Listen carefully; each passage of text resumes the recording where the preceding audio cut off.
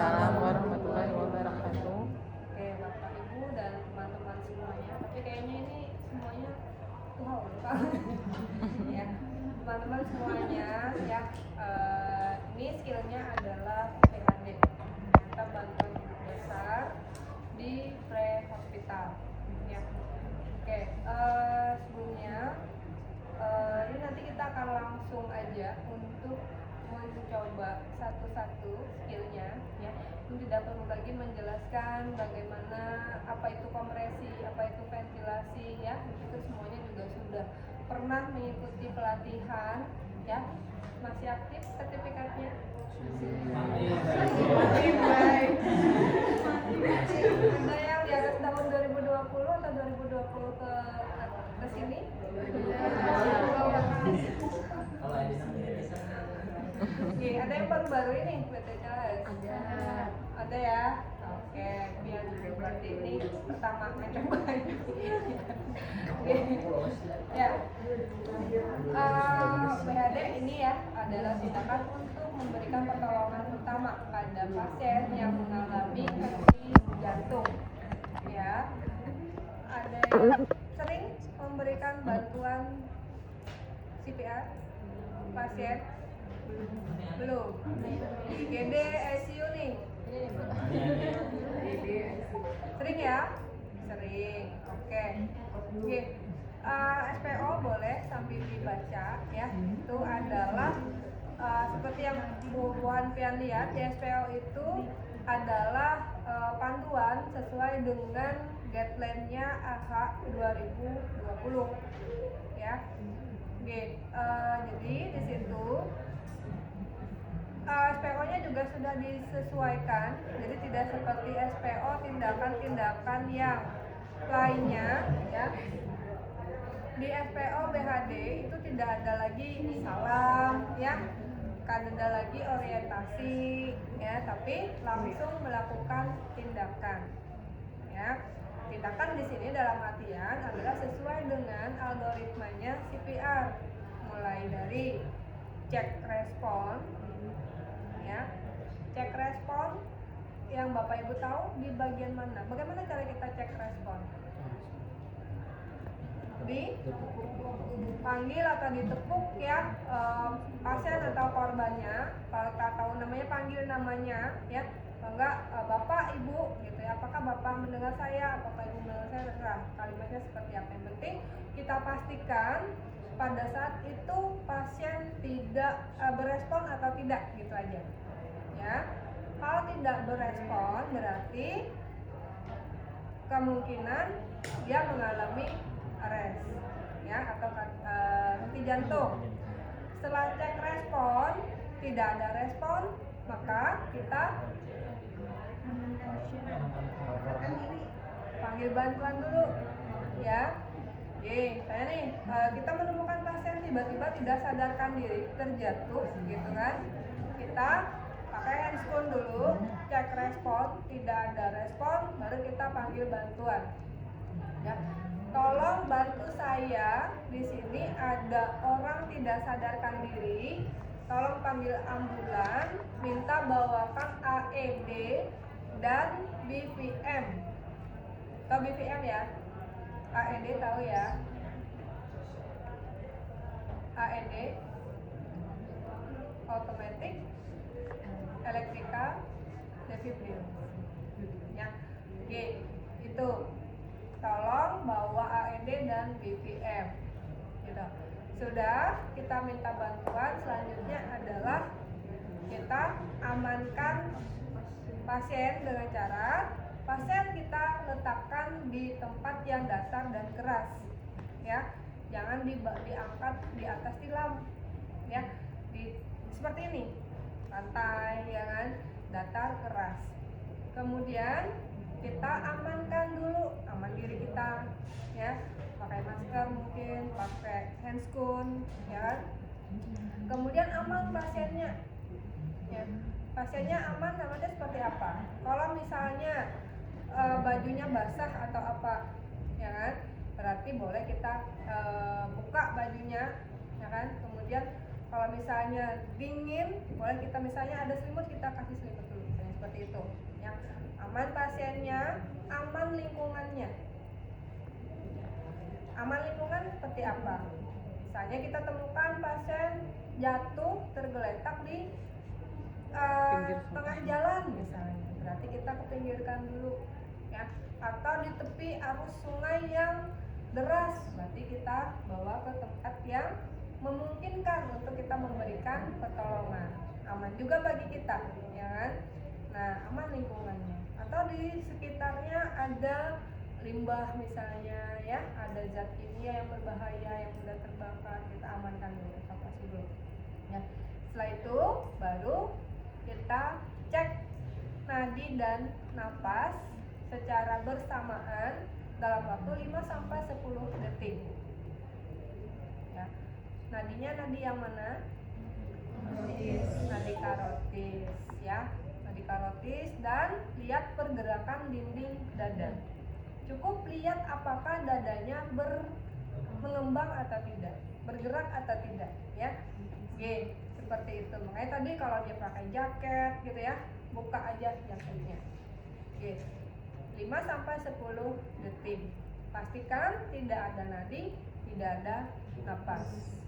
Tidak ada nadi, tidak ada napas, maka kita siapkan untuk melakukan CPR, yaitu dengan 30 kali kompresi dan 2 kali ventilasi.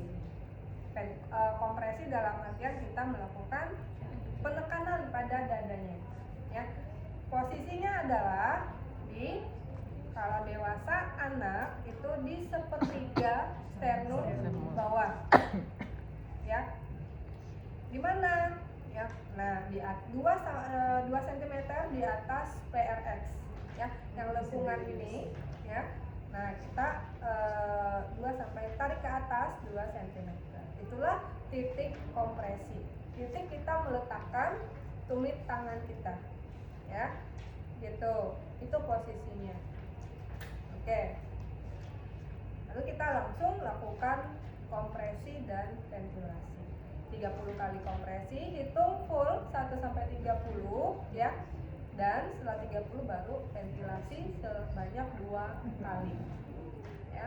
Ventilasi itu jarak antara ventilasi yang pertama dengan yang kedua itu 6 detik ya, atau dalam hitungan menit itu 10 kali per menit ya. Jadi tiap 6 detik kita berikan ventilasi. Oke, itu ya. Kalau dulu kan 5-6 detik ya, kalau sekarang 6 detik. Jadi pas 10 kali per menit. Oke. Itu tadi kalau dewasa ya. Kalau anak, kalau bayi kategorinya 0 sampai 1 tahun ya. Itu kita cek responnya di telapak kaki ya. Cek respon di telapak kaki, kemudian cek nadinya adalah di arteri brachialis ya, arteri brachialis. Oke.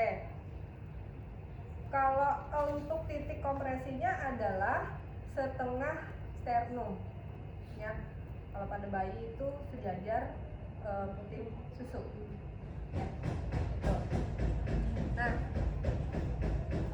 setelah siklus kompresi dan ventilasi itu dilakukan selama 5 siklus ya, sebanyak 5 siklus. Berarti 5 kali 30 ya, 5 kali 30. Mangga kira-kira yuk.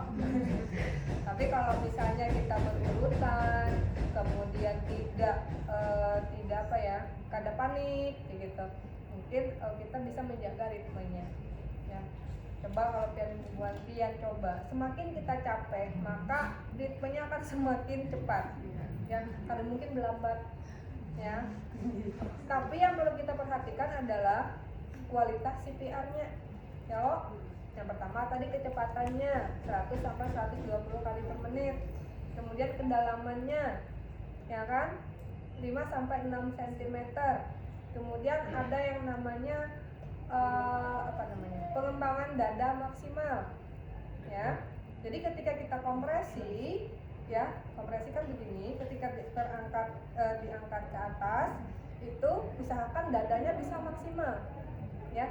Jadi kada apa ya namanya yuk? Kada menumpu badan kita di dada pasiennya, ya. Kalau begini kan udah kada bisa ngembang dadanya, ya. Jadi usahakan ketika kita memberikan kompresi, nih, satu, nah naik ini maksimal, dadanya bisa ngembang, ya. Nah, ini apa namanya? Recoil. Iya, complete recoil, ya, complete recoil. Nah, tuh, ya. Jadi kalau misalnya kayak gini-gini, ini tidak akan membantu, tidak maksimal, ya, karena tidak ada kesempatan untuk paru-parunya bisa mengembang maksimal, gitu ya.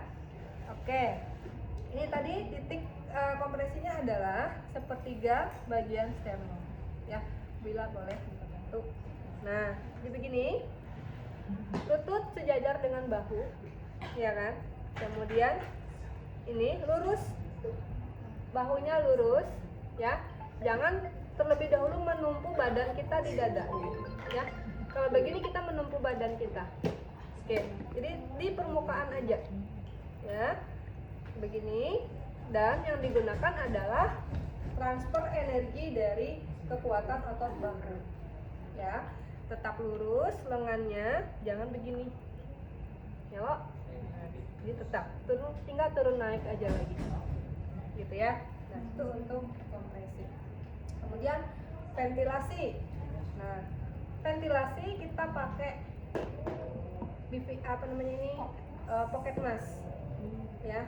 Ini namanya pocket mask supaya tidak menggunakan dari mulut ke mulut, karena sudah tidak direkomendasikan lagi, ya. Oke, tuh. Nah, untuk ventilasi di situ ada ya DSPO-nya. Pada pasien non trauma kita pakai head till chin lift, ya. Kita boleh asalkan ini menutupi semua mulut dan hidung, ya. Ini, kalau pada pasien trauma, misalnya kecelakaan lalu lintas nih, semakin cepat napasnya, ya kan, dia akan semakin nanti pelan-pelan akan turun kan, ya. Kok tiba-tiba arrest karena capek otot napasnya, ya kan. Kita kalau ada indikasi trauma, terutama ada trauma tulang belakang atau servikal, kita pakai jaw thrust, ya, jaw thrust. Ya, kalau misalnya berdua kan nyaman lah pakai jaw thrust, tinggal yang di atas kepala aja lagi yang pegang tuh kepalanya, gitu. Nah, ini adalah pasien yang non trauma, jadi kita pakai ya head till chin lift, ya. Tiupan pertama kalau bisa dihitung dulu, jadi setelah kompresi langsung tiup, ya. Tiup hanya sampai dadanya terangkat, jangan memang ya loh, kita yang kehabisan napas kalau kayak gitu, ya. Tiup seperlunya sambil mata kita lihat dada pasiennya, ya. Tiup. Nah, tiupan kedua baru kita hitung, ya. Tiup 1, 2, 3, 4, 5, 6. Tiup. Oke, baru lanjut lagi siklus kedua, ya. Begitu sampai 5 siklus baru kita evaluasi. Evaluasinya cek nadi dan lihat pergerakan dinding dada 5-10 detik, ya. Nah, tindakannya sesuai dengan hasil evaluasi kita. Kalau tidak ada nadi, tidak ada napas, kembali lagi siklusnya kita ulang, ya.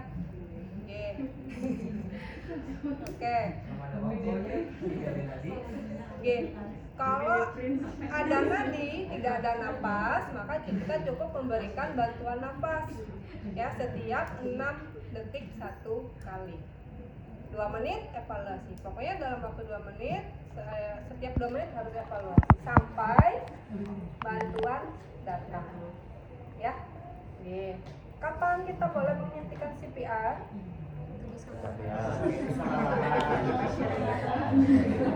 Ketika penolong kelelahan. Kira-kira nih rata-rata 5 siklus sudah capek, iya kan? Nah, Nah, yang penting tadi teratur ya, tidak panik, kita santai gitu. Itu bisa tuh sampai 2 kali putaran, mungkin 2 siklus ya. Gitu. Nah, itu tadi tindakan yang selanjutnya adalah sesuai dengan hasil dari evaluasi kita. Ya, setelah 5 siklus atau 2 menit, ya berarti dalam 5 siklus itu harus dalam waktu 2 menit. Ya, 2 menit kita evaluasi, tadi tindakannya sesuai dengan hasil evaluasinya. Kalau ada nadi, ada nafas, tinggal kita atur posisi pasien yang nyaman. Ya, atur posisi pasien yang nyaman bagi pasien. Oke, jangan ditinggal kalau sudah ada nadi, ada nafas. Tetap kita selalu observasi setiap 2 menit sampai bantuan datang. Tiba-tiba dalam 2 menit, 3 menit ke depan nggak ada lagi, hilang lagi nih nadi nafas, ulang lagi siklusnya. Ya, aktifkan lagi algoritmanya CPR-nya. Oke, itu.